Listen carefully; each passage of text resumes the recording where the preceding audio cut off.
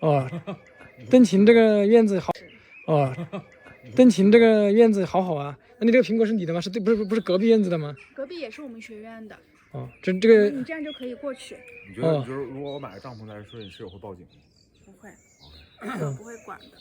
你看这个邓婷这个房子多好啊！天呐，这个邓婷这个房子，这里有黑莓，有苹果树，这个苹果那一口比这口还好吃。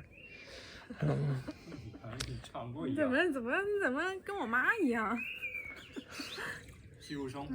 是。然后那边那个其实是葡萄藤，但是那个葡萄很难吃。你这样拍，你手机内存够吗？